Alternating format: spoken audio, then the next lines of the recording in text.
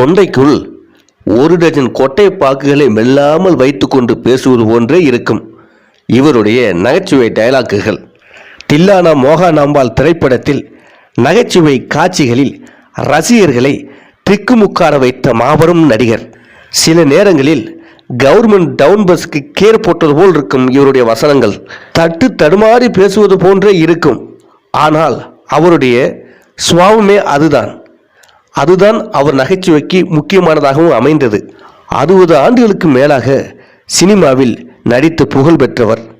காதலிக்க நேரமில்லை, ஊட்டி வரை உறவு போன்ற திரைப்படங்கள் இவருடைய நகைச்சுவை நடிப்புக்கு மிகப்பெரிய புகழை தேடித் தந்தது. எம்ஜிஆர், சிவாஜி கணேசன் என அனைத்து முன்னணி நடிகர்களுடன் நடித்தவர். மாபெரும் நடிகர் ஐயா டிஎஸ் பாலையா இளம் வயதிலேயே நடிப்பின் மீது அதிகம் ஆர்வம் கொண்டிருந்தார். பல நாடக கம்பெனிகளில் சேர்ந்து பல்வேறு வேடங்களில் நடித்து சிறந்த நடிகராக உருவானார். பதிபக்தி என்ற நாடகத்தில் நடித்து கொண்டிருந்த போது அவர் வாழ்க்கையில் திருப்புமுனை ஏற்பட்டது. கோவையைச் சேர்ந்த ஏஎன் மருதாசலம் செட்டியார் தன் 3 நண்பர்களுடன் சேர்ந்து மனோரமா பிலிம்ஸ் என்ற படக்கம்பெனியை தொடங்கினார்கள். ஆனந்த விகடன் ஆசிரியர் எஸ் வாசன் எழுதிய சதி லீலாவதி என்ற கதையை படமாக்க அவர் தீர்மானித்தார். இந்த கதைக்கும் பதிபக்தி நாடக கதைக்கும் நிறைய ஒற்றுமை இருந்தது. நாடகத்தில் எந்த மாதிரியான வேடத்தில் பாலையா நடித்தாரோ அதே மாதிரியான வேடத்தில் அவரை 1936ஆம் ஆண்டில் வெளியான சதி லீலாவதியில் நடிக்க வைத்தார் Marudachalam Chettiar. Ellis R Dungan இந்த படத்தை இயக்கினார். இந்த படம் வெற்றிகரமாக ஓடியது. துவக்க காலங்களில் வில்லன் வேடங்களில் முத்திரை பதித்தார். பிற்காலங்களில் நகைச்சுவை வேடங்களிலும் புகழ் பெற்றார். சதி லீலாவதி திரைப்படத்திற்கு பிறகு பாலையா அவர்கள் நடித்த படம் 2 சகோதரர்கள். இந்த படத்தையும் எல்லிஸ் ஆர் டங்கனை இயக்கினார். இந்த படத்திலும் பாலையாவின் நடிப்பு பாராட்டப்பட்டது. 1937ஆம் ஆண்டில் சதி அனுசுயா என்ற படத்தில் நடித்தார். 1937இல் எம்.கே. தியாகராஜ பாகவதர் நடித்த அம்பிகாபதியில் வில்லனாக நடித்திருந்தார். எல்லிஸ் ஆர் டங்கன் டைரக்ட் செய்த இந்த படம் மாபெரும் வெற்றி படமாக அமைந்தது. பிறகு பம்பாய் மெயில், உத்தமபுத்திரன், பூலோக ரம்பை, ஆரியமாலா, பிருதிவிராஜன், மனோன்மணி, ஜெகதல பிரதாபன், சாலி வாகனன், பர்மா ராணி, மீரா முதலிய படங்களில் தொடர்ந்து நடித்து புகழ் பெற்றார். 1946ஆம் ஆண்டு பாலையாவின் வாழ்க்கையில் குறிப்பிடத்தக்க வருடமாக அமைந்தது. மாடர்ன் தியேட்டர்ஸ் தயாரித்த சித்ரா படத்தில் பாலையா கதாநாயகனாக நடித்தார். கதாநாயகியாக நடித்தவர் KLV வசந்தா. இந்த படத்துக்கு பிறகு பாலையா நடித்த படம் வால்மீகி. ஹொன்னப்பா பாகவதரும் TR ராஜகுமாரியும் இணைந்து நடித்த இந்த படத்தில் பாலையா வில்லனாக நடித்தார். பிறகு 1947ஆம் ஆண்டு பாலையா அவர்கள் மீண்டும் கதாநாயகனாக நடித்த படம் செண்பகவல்லி. இந்த திரைப்படத்தில் கதாநாயகியாக நடித்தவர் MS விஜயாள். எம்ஜிஆர் கதாநாயகனாக நடித்த முதல் படமான ராஜகுமாரில் வில்லனாக நடித்தார் பாலையா. இருவரும் போடும் சண்டை கத்தி காட்சிகள் படத்தின் சிறப்பு அம்சமாக விளங்கியது. ஜூபிடர் கம்பெனி தயாரிப்பான மோகினி என்ற படத்தில் 2 கதாநாயகர்கள், ஒருவர் எம்ஜிஆர், மற்றொருவர் பாலையா. பாலையாவின் ஜோடி மாதுரி தேவி. பிறகு மாரியம்மன், நாட்டிய ராணி, விஜயகுமாரி, ஏழைப்படும் பாடு, சந்திரிகா முதலிய படங்களில் நடித்து மேலும் புகழின் உச்சைக்கு சென்றார் பாலையா. 1950ஆம் ஆண்டு பச்சிராஜா ஸ்டுடியோ பிரசன்னா என்ற மலையாள படத்தை தயாரித்தார்கள். அதில் லலிதா கதாநாயகியாகவும் பத்மினி 2வது கதாநாயகியாகவும் நடித்தனர். லலிதாவுக்கு ஜோடியாக DS பாலையா நடித்தார். பாலையா அவர்களுக்கு நல்ல குரல் வளம் உண்டு.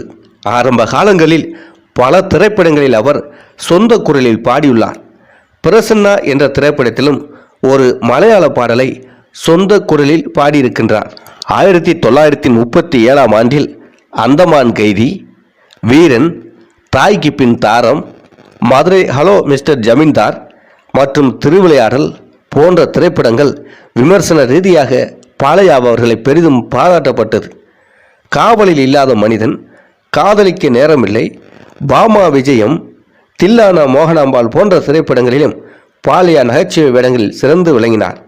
நடிகர் சிவாஜி கணேசன், எம்.ஆர். ராதாவுடன் பாலையா தான் மிகவும் போற்றப்பட்ட நடிகர் என்று ஒரு முறை குறிப்பிட்டிருக்கிறார்கள்.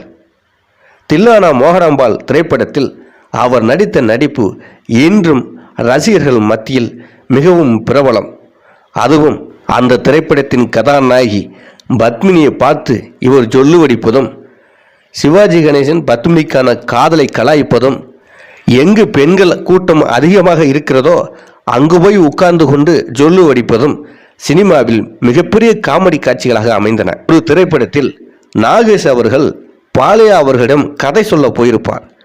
அப்போது ஒரு பேய் கதை சொல்லும்போது அதில் அவர் நடிக்கிற நடிப்பு, நாகேஷ் அந்த கதையை த்ரில்லிங்காக சொல்ல சொல்ல இவர் பயந்து கொண்டு கதை கேட்கும் தோரணை உலக சினிமாவில் எந்த காட்சிகளும் இல்லாத ஒரு நடிப்பு. அந்த அளவிற்கு நாகேஷும் பாலையாவும் அந்த காட்சியில் போட்டி போட்டு நடித்து காமெடி செய்திருப்பார்கள். இவருடைய காமெடிகள் டிராமாவாக இருக்காது, யதார்த்தமாக இருக்கும், ஒரு வாழ்வியலான காமெடியாக இருக்கும். ஒரு மனிதர் எப்படி இயல்பாக பேசி நகைச்சுவை செய்வாரோ அதுபோன்றுதான் இருக்குமே தவிர சினிமாட்டிக்கான சீன்களாக இருக்காது. சினிமாவில் கதாநாயகனாக, வில்லனாக, நகைச்சுவை நடிகராக மாபெரும் புகழ்பெற்ற நடிகர்.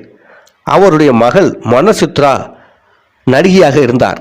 அதே நேரத்தில் அவரது மகன்களில் ஒருவரான ஜூனியர் பாலையாவும் திரைப்படங்களில் நடித்துள்ளார். மற்றொரு மகன் சாய்பாபா எம்.எஸ். விஸ்வநாதன் அவர்களின் இசைக்குழுவில் இடம்பெற்று சில பாடல்களையும் பாடியுள்ளார். பழம்பெரும் நடிகர் பாலையா அவர்கள் 1914ஆம் ஆண்டு ஆகஸ்ட் 23 திருநெல்வேலி மாவட்டத்தில் பிறந்தார். இவருடைய தந்தையார் பெயர் சுப்பிரமணியம் பிள்ளை. சிவாஜி கணேசன், தியாகராஜ பாகவதர், எம்ஜிஆர், முத்துராமன், ஜெமினி கணேசன், ஜெயசங்கர், சிவகுமார், நாகேஷ், சோ, ஒய்ஜி மகேந்திரன் என பல்வேறு நடிகருடன் நடித்துள்ளார். இவர் நடித்து மாபெரும் வெற்றி பெற்ற திரைப்படங்களையும் அது வெளியான ஆண்டுகளையும் காணலாம். அம்பிகாபதி 1937ஆம் ஆண்டு வெளியானது. 1939ஆம் ஆண்டு பம்பாய் மெயில், 1940ஆம் ஆண்டு உத்தமபுத்திரன், பூலோக ரம்பை, 1941ஆம் ஆண்டு ஆரியமாலா, 42ஆம் ஆண்டு மனோன்மணி, பிருதிவிராஜன், 1944ஆம் ஆண்டு ஜெகதல பிரதாபன், 1945ஆம் ஆண்டு மீரா, ரிட்டர்னிங் சோல்ஜர், 1946ஆம் ஆண்டு வால்மீகி, 1947ஆம் ஆண்டு ராஜகுமாரி, கடகம், 1948ஆம் ஆண்டு மாரியம்மன், மோகினி, பிழைக்கும் வழி, செண்பகவல்லி போன்ற திரைப்படங்களில் நடித்தார். அதன் பிறகு 1949ஆம் ஆண்டு வேலைக்காரி, நாட்டிய ராணி போன்ற திரைப்படங்களிலும், 1950ஆம் ஆண்டு ஏழைப்படும் பாடு, விஜயகுமாரி, சந்திரிகா போன்ற திரைப்படங்களிலும் நடித்தார். 1951ஆம் ஆண்டு ஓர் இரவு, மணமகள், வனசுந்தரி, அந்தமான் கைதி, சுதர்சன் என பல திரைப்படங்களில் நடிக்க தொடங்கினார். 1952ஆம் ஆண்டில் வேலைக்காரன், 1953ஆம் ஆண்டில் பொன்னி, ஆசை மகன், அன்பு போன்ற திரைப்படங்களில் நடித்தார். 1954ஆம் ஆண்டு இரத்த பாசம், தூக்கு தூக்கி, நண்பன் போன்ற திரைப்படங்களில் நடித்தார். 1955ஆம் ஆண்டு செல்லப்பிள்ளை, மாமன் மகள் போன்ற திரைப்படங்களிலும், 1956ஆம் ஆண்டு காலம் மாறிப்போச்சு, ரம்பையின் காதல் என்ற திரைப்படங்களிலும், 1957ஆம் ஆண்டு புதையல், அலாவுதீனும் அற்புத விளக்கும், புதுமை பெண், புது வாழ்வு, அன்பு எங்கே ஆகிய திரைப்படங்களில் தொடர்ந்து நடித்தார்.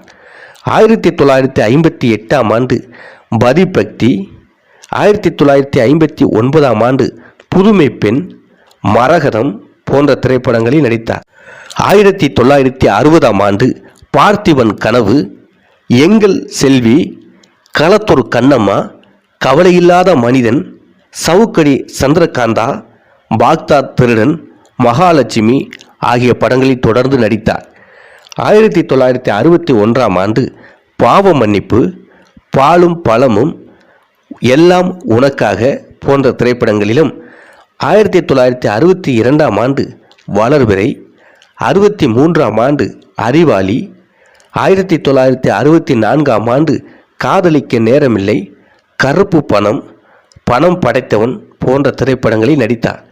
1965ஆம் ஆண்டு பழனி, இதய கமலம், திருவிளையாடல், பாமா விஷயம் போன்ற திரைப்படங்களில் நடித்தார்.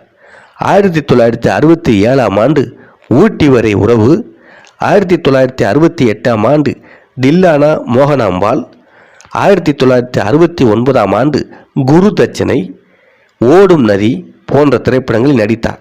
1970ஆம் ஆண்டு எதிரொலி, எதிர்காலம் ஆகிய திரைப்படங்களிலும், 1971ஆம் ஆண்டு தங்கைக்காக என்ற திரைப்படத்திலும், 1972ஆம் ஆண்டு ராணி யார் குழந்தை என்ற திரைப்படத்திலும் நடித்தார்.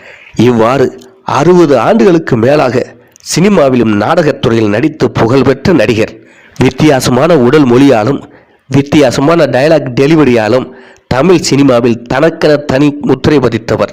பழம்பெரும் நடிகர் பாலையா அவர்கள் 1972ஆம் ஆண்டு ஜூலை 22ஆம் நாள் சென்னையில் காலமானார். அவர் இறந்த பிறகு அவருடைய மகன் ஜூனியர் பாலையா என்பவர் அதிகமான திரைப்படங்களை நடித்தார்.